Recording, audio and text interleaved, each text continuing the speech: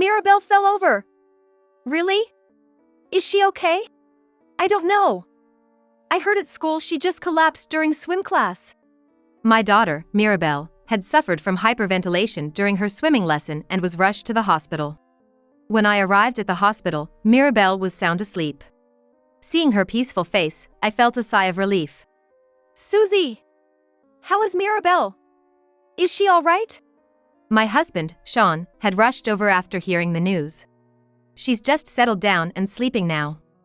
Don't worry, the doctor replied, but his expression was somehow grim. Doctor, please tell me straight. As I urged him, almost scolding, the doctor seemed to make up his mind and asked, "What's your daughter's relationship like with her grandparents?" What do you mean by that? I'm asking if she gets along well with her grandparents, the doctor reiterated.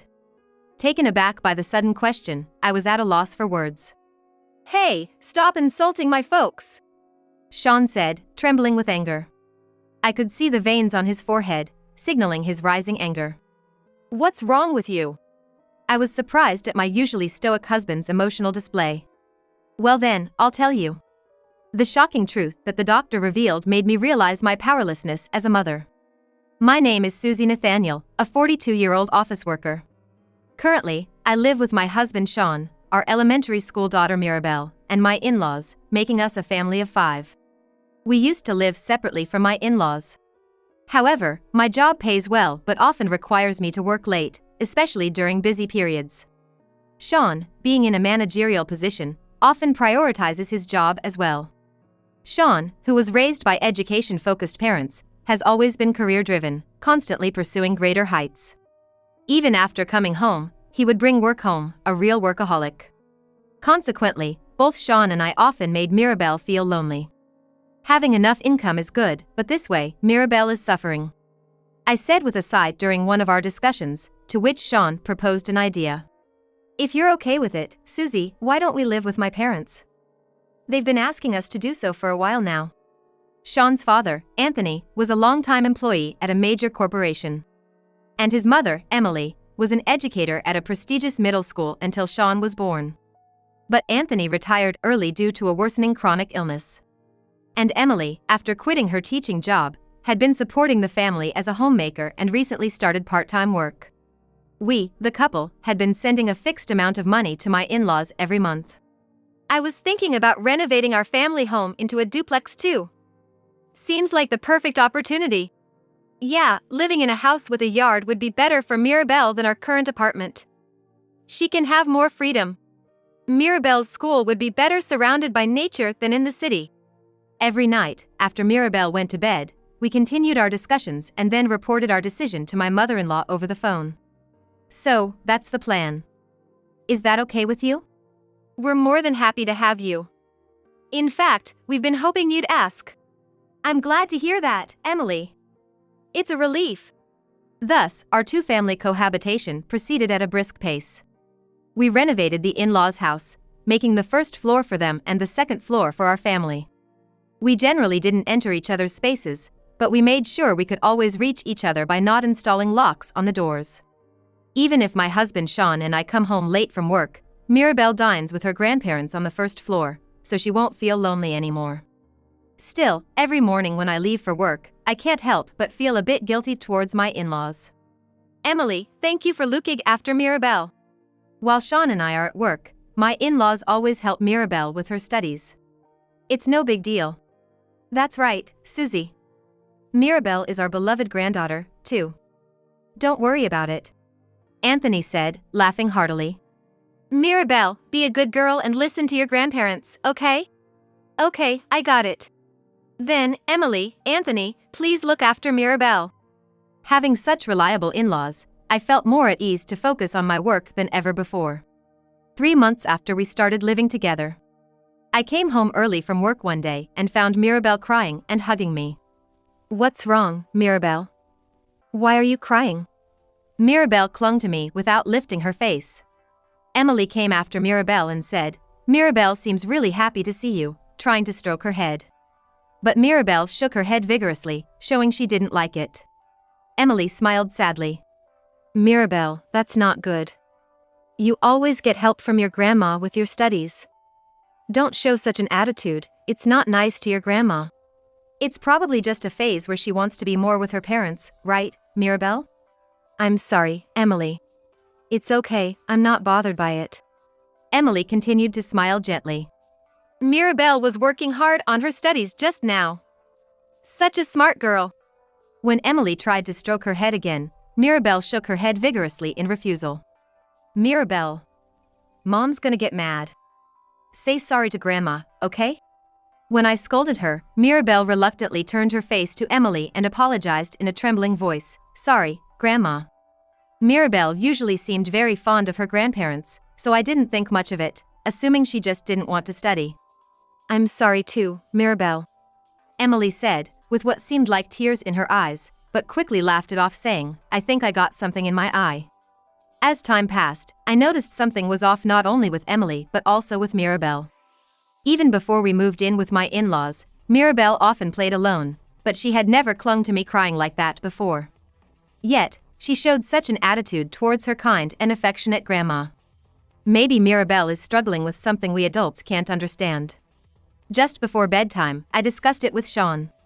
If I cut back on work, I could spend more time with Mirabel, and she wouldn't feel so lonely. What's with this all of a sudden? We've talked about this many times. Mom and Dad are looking after her, so it's fine. But even if Emily and Anthony are great, they can't replace a mother. Are you saying you can't rely on them? Sean frowned at me. A look I often saw when he was displeased. That's not what I'm saying, just. Anyway, let's leave Mirabel's care to Mom and Dad. Saying that, Sean turned his back to me as if it was too bothersome to continue and fell asleep. When winter came, my busy work schedule finally slowed down. I'll do the dishes, Emily. You rest. Oh, really? Aren't you tired from work? It's relatively calm now, so I can do laundry and cleaning on my days off. Really? Well, I'll take you up on that and watch some TV. I decided to devote myself to housework, making up for lost time. Sean seemed as busy as ever with his work. Susie's working hard.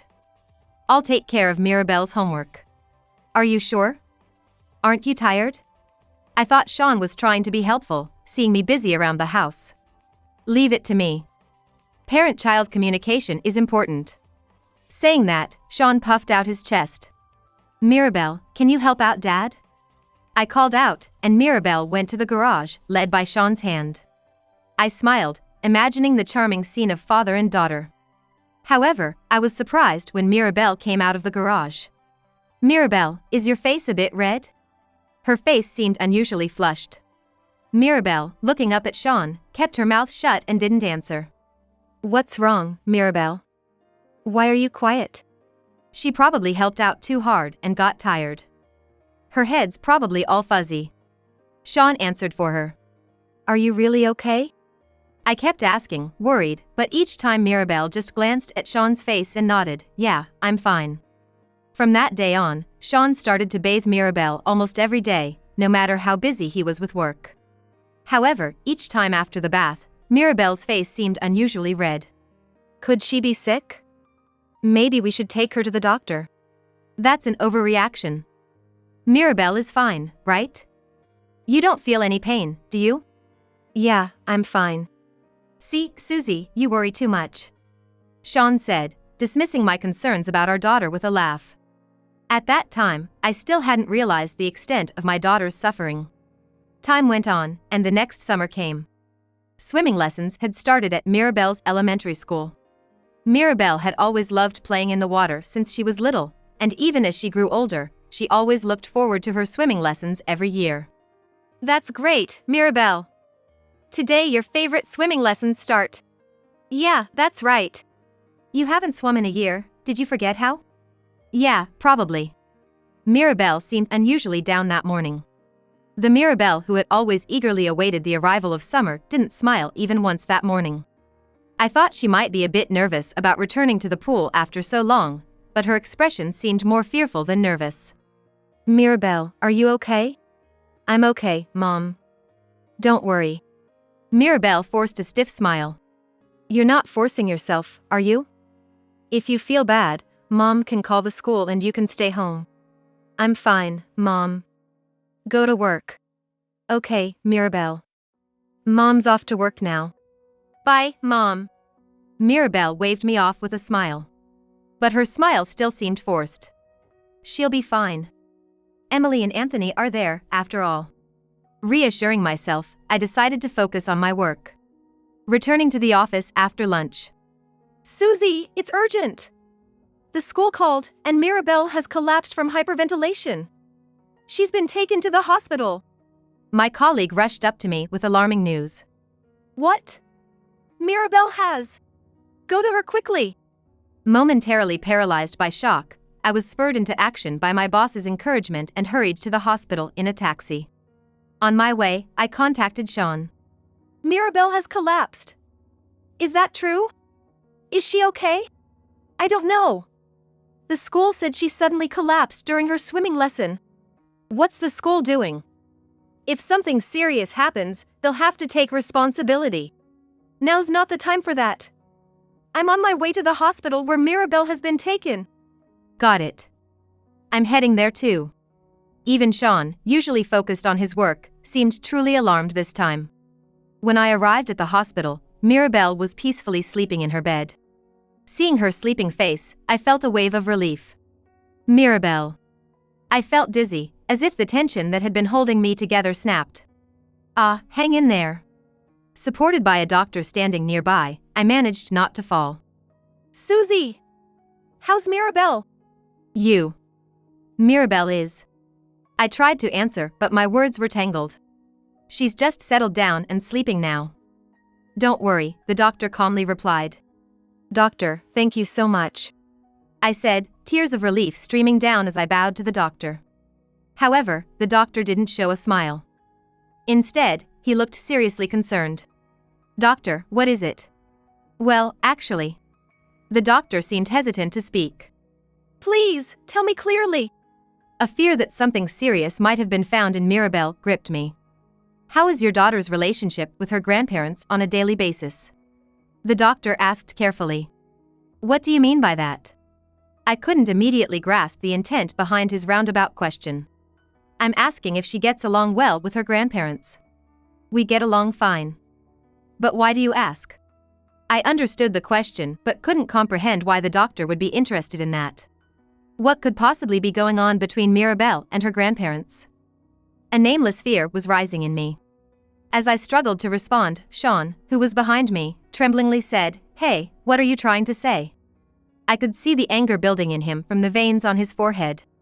What's wrong, Sean? I felt something unusual in Sean's behavior, as he rarely showed his emotions like this. Stop insulting my parents! I'm not trying to insult anyone. I just want to confirm the facts. The doctor replied, trying to calm an infuriated Sean who was about to lash out. My parents care about Mirabelle a lot. Stop making baseless accusations. If you insult my parents anymore, I'll sue you. Sean, calm down a bit. How can I be calm when my parents are being insulted? Doctor, what was the purpose of your earlier question? The doctor sighed deeply, looking troubled. Well, let me explain. He then detailed the circumstances of Mirabelle's arrival at the hospital. She had suddenly experienced hyperventilation while getting ready for her swimming lesson and was brought in by an ambulance. I knew this much from what the school had told me. But the problem was what happened after that. When Mirabelle arrived at the hospital, despite her erratic breathing, she seemed desperate to say something. While the doctor was treating her, he leaned in to listen as she repeatedly apologized, Sorry, Grandma. Sorry, Grandpa, in a semi-conscious state. It's highly unusual for a child to apologize to her grandparents like this in such a distressing situation. It suggests a significant experience. What exactly has been going on between your daughter and her grandparents? I was taken aback by such a sudden question. It was completely unexpected to me. Doctor, I don't understand what you're trying to say. My question was directed not at the doctor but at Sean, who seemed even less composed than I was. What's with that look? Sean, do you know something? His odd behavior made me certain that he was hiding something. I don't know anything. This doctor is talking nonsense. There's no way my parents would do anything terrible to Mirabelle. Sean, who had been angry just moments ago, suddenly burst into laughter. As if trying to hide something from me. It's not nonsense. I'm just stating the facts. Moreover, I have never said that your parents did something terrible to your daughter. All right, I'll be clear. I believe there's a possibility that your daughter has been suffering at the hands of her grandparents. That's why I've already contacted Child Protective Services. Don't do such things on your own. As a doctor, it's my duty to contact relevant authorities if there's any suspicion. The doctor stood firm in his response. Mirabelle woke up, perhaps disturbed by the adults' heated discussion. Mom? Mirabelle, you're awake. Good. I rushed to her and hugged her tightly as she sat up. You can take her home today, the doctor said, to which Sean responded, of course. I can't leave her with this nonsense, doctor. Let's go home, Mirabelle. He grabbed Mirabelle's hand, trying to make her walk forcefully. Don't touch her. Without thinking, I pulled Mirabelle's hand away from Sean. A tense atmosphere developed between Sean and me, but my primary concern at that moment was for Mirabelle's well-being. In the taxi on the way home, Sean continued to grumble, that doctor is just lying, trying to make my parents look bad. I couldn't take his words seriously and remained silent. What's wrong? Do you suspect my parents too? It's not that, but… Mirabelle! Grandma and Grandpa didn't do anything bad to you, right? No. They didn't. See? Mirabelle says nothing bad happened to her. That doctor was just talking nonsense. I could tell that Mirabelle's response wasn't voluntary. She was clearly coerced by Sean's domineering attitude. Seeing Mirabelle's frightened face, I began to wonder what might have happened between her and my in-laws. Something terrible and frightening must have happened to Mirabelle, something she couldn't even tell me about, something serious. Enough for the doctor to contact Child Protective Services. But confronting them directly would only lead to denial. And there was no proof of any mistreatment by the grandparents. Hey, are you listening? Startled by Sean's shout, I snapped back to reality. Sorry, did you say something? Don't make me repeat myself. If the people from Child Protective Services come, don't let them in. Why not? If there's nothing to hide, why not let them in and show them there's nothing wrong? I argued, though I knew it was futile. What about the rumors in the neighborhood? Think about how it'll affect my career. Sean had always been on a smooth path as an elite, from childhood to his professional life, without ever experiencing failure. He is a man of great pride, is probably more afraid of getting a bad reputation than anything else. Is that pride something he must protect more than his daughter? Lost in thought, my gaze fell on the taxi's dashboard camera. That's it. I remembered something I had forgotten to tell Sean and my in-laws. The next day, I pretended everything was normal with them, submitted a leave request at work, and spent some time at a friend's house. I waited near Mirabelle's school until she finished for the day. Mirabelle! Over here! Mirabelle looked surprised but also somewhat relieved to see me. Mom, what's happening? I'll explain later. For now, let's catch a flight together.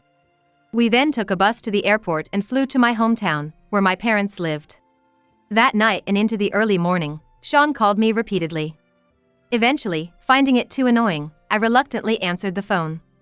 What's this about? Where have you taken Mirabelle?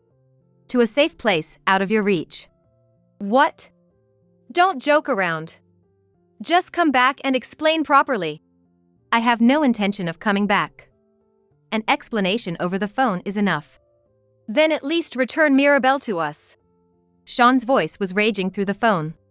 I calmly replied, I refuse. Why not? What are you saying we did to her? If you don't remember, I'll tell you. You guys were repeatedly doing things that Mirabelle didn't like every day. My suppressed anger exploded. I explained to Sean the sequence of events leading up to this point. On the way back from the hospital, I remembered that I had installed a camera in the living room on the first floor for monitoring purposes. This camera, set up to watch over my elderly in-laws and Mirabelle, sends alerts to my phone if anything unusual happens. It was set up in the in-laws' living space on the first floor, where Mirabelle could freely come and go when Sean and I were not home. It was soon after we started living together. Emily began forcing Mirabelle to do dishes and clean. At first, I thought it was just her way of teaching her granddaughter housework, but Emily never instructed her. Instead, she and Anthony just watched Mirabel work. Mirabel completed her tasks without a word of complaint. But then, after finishing, Emily stopped Mirabel from returning upstairs, saying in a strangely sad voice, "Next, please clean the bathroom." "But I have homework." "I'm sorry, but please do as you're told. If you can't, we can't let you stay in this house. So please, do as you're told, okay? It's for your own good." With that, Emily grabbed Mirabel's wrist, trying to drag her outside. "Please, just listen, Mirabel." The surveillance camera, despite some static, captured audio clearly, including Emily's voice. Strangely, she sounded sad while giving orders. "Grandpa, help me." Anthony did nothing to intervene, just quietly watched the situation unfold. This unbelievable reality unfolding in the footage left me speechless. The abuse from my in-laws towards Mirabel appeared to continue almost daily when I wasn't home. I couldn't believe my in-laws were doing such things behind my back. I couldn't believe that. I told Sean about the abuse but didn't mention the surveillance camera. Misunderstanding, Sean angrily retorted, "Mirabel. After all the discipline we gave her, she talked? Wasn't it enough? So, you were the root of all this?" "What? I only mentioned the grandparents' behavior, not that you were involved." "You tricked me. That's despicable. Which is worse, tricking someone or doing such things to a little girl?" I remembered the days Sean took Mirabel to garage. "I also know what you were doing to Mirabel in the garage." I didn't have solid proof, but I decided to test the waters. It was education. She didn't want to study anymore, and she was satisfied with just 90 points on a test, so I thought I'd re-educate her a bit. Re-educate? How can you even say that? Mirabel is terrified. I just told her not to get out of the car until she could answer the questions I gave her correctly. Sean unwittingly revealed the truth. "You were really angry at the hospital when the doctor asked about Mirabel's relationship with your parents. But it wasn't because you were protecting your parents. You were afraid that they would find out that you forced them to do something they didn't want to do. You refused Child Protective Services involvement for that reason, didn't you?" The surveillance camera footage had recorded Sean threatening his parents. It was clear they weren't mistreating Mirabel willingly. Mirabel's face was always red after coming out of the garage because Sean wouldn't let her out for a long time. The traumatic experience of the garage probably made Mirabel extremely reluctant to go near water. Then, on the day of the swimming lesson at school, Mirabel's mere attempt to enter the pool brought back the painful experience and caused her to hyperventilate. "Because of you, she can't even enter the pool she loves. So what? You don't understand how I feel. I don't even want to know. My father was an elite employee, and my mother was a respected educator. Compared to them, I was always ridiculed for the slightest drop in my grades when I was a child. I didn't want to feel that misery again. That's why I was strict with Mirabel, to ensure she didn't go through the same. That's education." Saying that, Sean burst into a sinister laugh. When my father had to retire early due to illness and they came to me for financial help, I was inwardly thrilled. I thought I had finally turned the tables on them.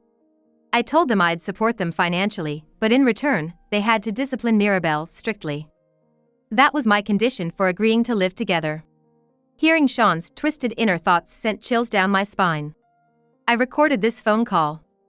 And it's not just that. The surveillance camera has recorded you threatening your parents, both in action and voice. I'm going to use this evidence to protect Mirabel. You're finished. Wait. We can talk this out. Sean started to panic at the end, but I had nothing more to say to him. I hung up the phone and blocked his number. I took the surveillance footage, the phone recording, and the medical report from the hospital to the police and Child Protective Services. "This is serious. The video and audio clearly present the evidence," said the responding officer, promising immediate action. Later, I was shocked by a new revelation from Mirabel. When I asked her why she hadn't confided in me earlier, she tearfully replied, "Dad said if I didn't behave, he'd make you, Mom, who's always busy with work, go through the same. I didn't want Mom to suffer. She had always been threatened by her own father. And to protect me, she had to keep her fears and insecurities bottled up inside her still young heart. I could not believe that she was trying to protect me, her mother, even though she herself must have suffered the most." I couldn't help but notice my daughter's pain. Am I still a mother? Cursing myself for being so unworthy, I hugged my daughter tightly as she sobbed. I'm sorry, Mirabelle. Mom was wrong. It's not your fault, Mom. You saved me. Feeling the warmth of her voice, I couldn't stop my tears. Of course, I did. I'm always on your side, Mirabelle. No matter what happens, I won't let you face it alone. I love you and will always protect you. I vowed to never let her experience such sadness again. In the end, Sean was arrested for abuse based on the doctor's report and the recording of our phone call, but my in-laws were shown leniency due to their circumstances. One day, after some time had passed, my gaunt-looking in-laws visited my parents' house. We're so sorry, Susie. Mirabelle. It's too late for apologies now, but we're truly sorry. We knew it was wrong but couldn't refuse Sean's demands. We're terrible parents. Please, lift your heads. Dad, Mom. The surveillance footage shows you were forced by Sean to do those things to Mirabelle. Honestly, I had feelings of blaming them. But blaming them wouldn't change anything. Perhaps sensing my feelings, Anthony kneeled. Despite his painful legs, twisting his face as he bent down. Even if we were coerced, what we did to our dear granddaughter can't be undone. We're not looking for forgiveness. We just wanted to apologize to you and Mirabelle. Maybe we just wanted to ease our own guilt. Mirabelle ran up and gently stroked their backs. Grandpa, Grandma. I'm not angry. Thank you for tutoring me. Their tears fell, and they couldn't look up at their granddaughter. As if saying they didn't deserve to face her. Mirabelle told them, you can come to see us anytime, but they never showed up again.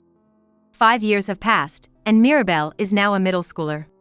She and I are living under the watchful eyes of my parents.